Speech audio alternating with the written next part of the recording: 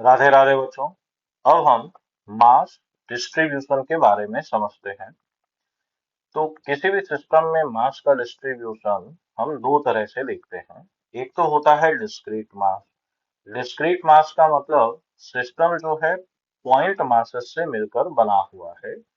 जैसे अपने मोतीचूर का लड्डू देखो, तो उसमें छोटे छोटे कई सारे पॉइंट्स हैं जिनसे मिलकर सिस्टम बना है। ठीक है। और एक होता है कंटिन्यूस मास डिस्ट्रीब्यूशन। अब कंटिन्यूस मास डिस्ट्रीब्यूशन दो तरह का होता है। या तो ये यूनिफॉर्म होगा या नॉन यूनिफॉर्म होगा, ये अभी हम समझेंगे।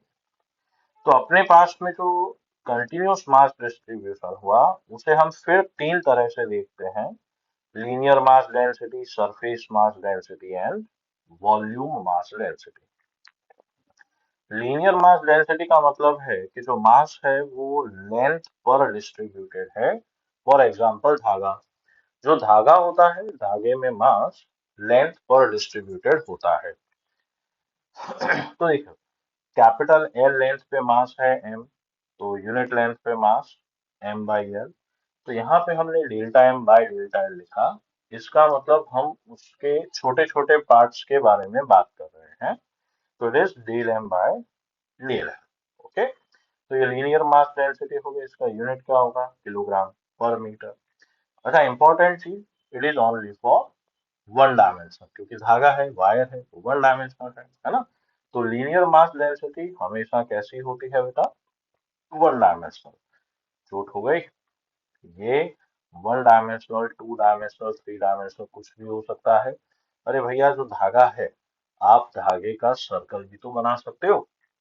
तो धागा तो लीनियर है, लेकिन धागे से जो आपने सर्कल बनाया, रिंग बनाई, वो तो टू डायमेंशनल हो गया। ओके।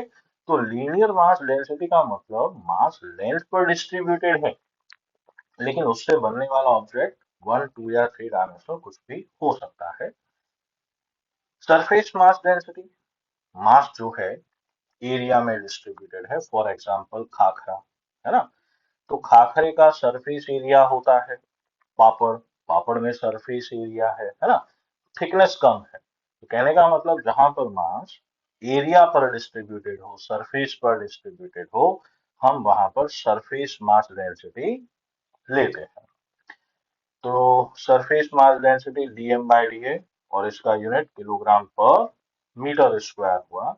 अब ये तो ऑब्वियस है, टू डायमेंशनल लिखना गलत है, चोट होने वाली है। तो ये टू या थ्री डायमेंशनल कुछ भी हो सकता है। वॉल्यूम मास डेंसिटी की बात करें, तो ये हुआ मास जो है वॉल्यूम में डिस्ट्रीब्यूटेड है। तो इसके लिए हम del m by del v लेंगे, किलोग्राम पर मीटर क्यूब। ये ओनली थ्री डायमेंशन है, ये लिखना सही है। अब मान लीजिए हमने ऐसा लिखा है, del m by del l equal to d m by d l, del m by del v is not equal to d m by d v. तो इसका क्या मतलब है, यहाँ पर हुआ कि ये एवरेज लीनियर मास डेंसिटी और ये है linear mass density at a point.